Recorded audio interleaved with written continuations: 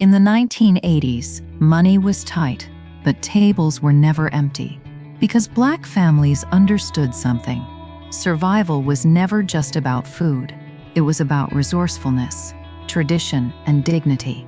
Even if dignity has faded a little today, every item placed in the grocery cart had a purpose, and that purpose was to keep your family fed for one more week. Which of these did your mother do when you were growing up? The first thing to go into the cart was always flour. Big, heavy bags, 5 pounds, 10 pounds, sometimes more. Flour was cheap and offered endless possibilities. Biscuits for breakfast, coating for fried chicken at dinner, pie dough on the weekend. Grandmothers measured flour with their hands, never looking at recipe books. Dough took shape between their palms, just like the children they raised. Flour wasn't just an ingredient, it was security. As long as there was flour in the house, something could be made. Cornmeal held a special place of its own. Cornbread was the soul of the South, and even in the 1980s, that soul hadn't disappeared. Skillet cornbread was the side dish that completed dinner, served with beans, greens, and stews. Some families liked it sweet, others plain, but everyone knew that a big bag of cornmeal could keep a family fed for an entire month. It was also essential for fried fish, Mississippi catfish, whiting, or perch. When coated in cornmeal and dropped into hot oil, they formed a golden crust. When children heard that sound, they ran straight to the kitchen.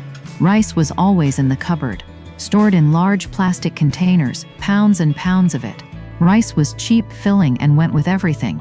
Beans and rice were a classic combination. Smothered chicken, fried fish, stew, rice was the base for it all. A handful of rice meant a full plate of food.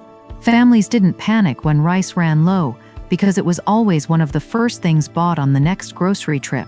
Rice wasn't a background player, it was the real hero of many dinners. Fat, known as lard, was in every kitchen. Large white tubs sat near the stove, ready whenever needed. Lard was cheaper than butter and lasted much longer. Frying chicken, cooking fish, making pie dough, everything was done with lard. Grandmothers said no other fat could create the same crispness and flavor.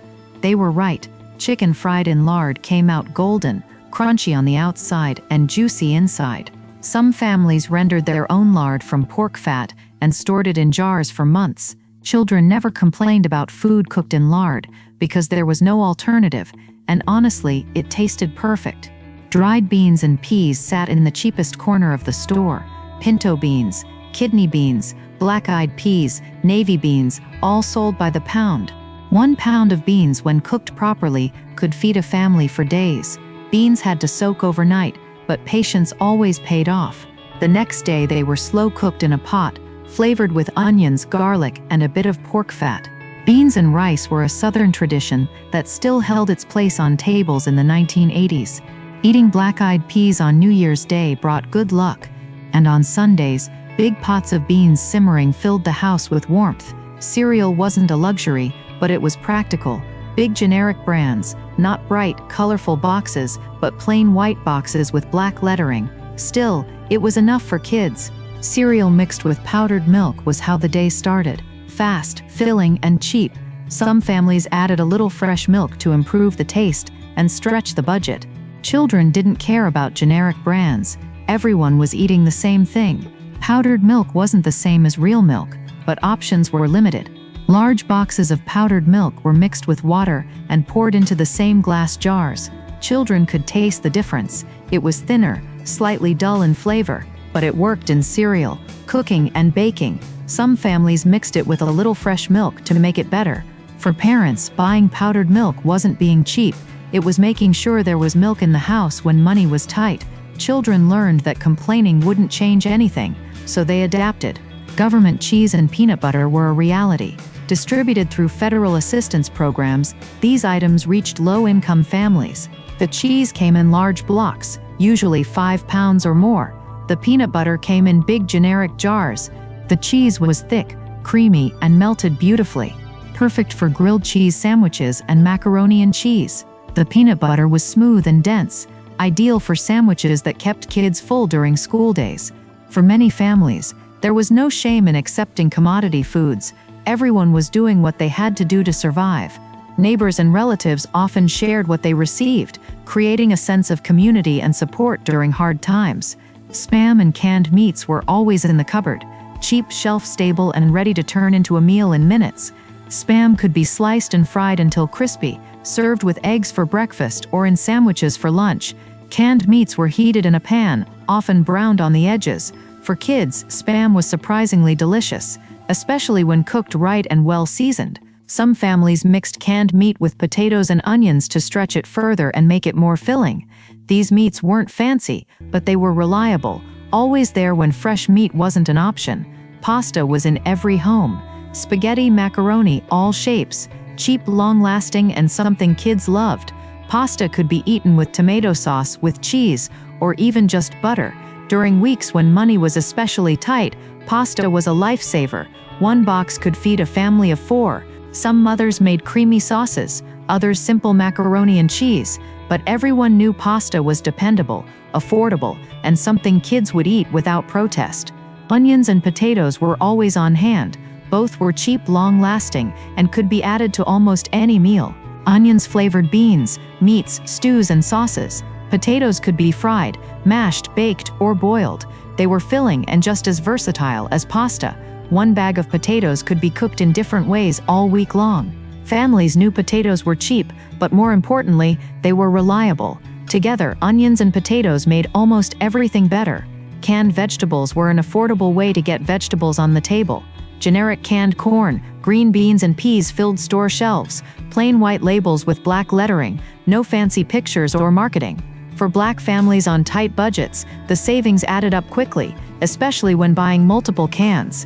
When heated and seasoned properly with butter, salt, and pepper, they tasted homemade. Mothers knew how to upgrade canned vegetables, adding onions, bacon, or pork fat for extra flavor. Kids didn't care whether vegetables were generic or brand name, as long as the food tasted good. Chicken backs and necks were a cheap way to make broth. Butchers sold them for very little, because there wasn't much meat on them, but Black cooks knew their true value. Chicken backs and necks made rich, flavorful stock that became the base for soups, rice, or dumplings. The process was simple, but required patience. The pieces simmered for hours until the broth turned golden, and small bits of meat fell off the bones. Onions, celery, and carrots were added to stretch the pot and make it more filling. For families on tight budgets, one pot of soup made from chicken backs and necks could provide several meals throughout the week. Sausage and eggs were perfect for quick dinners. Cheap sausages, canned sausages, any kind, fried in a pan and served with eggs. Sometimes for breakfast, sometimes for dinner. What mattered was that it was fast, affordable, and filling. Kids loved sausage and eggs, especially with a little bread and ketchup. Families often made this meal when money was low because it was dependable and no one complained. Kool-Aid was in every house. Red, purple, orange, every color. Kool-Aid packets were incredibly cheap, just a few cents, and one packet made a full pitcher that could last all day. Mothers mixed the powder with water and sugar to create a sweet, colorful drink kids loved. Kool-Aid was served at every meal, from breakfast to dinner, and there was always some in the fridge. Some families made it extra sweet, others used less sugar to stretch the packet further.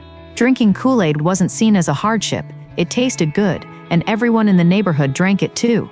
Bread was a daily staple, but it was almost always bought from the discount rack.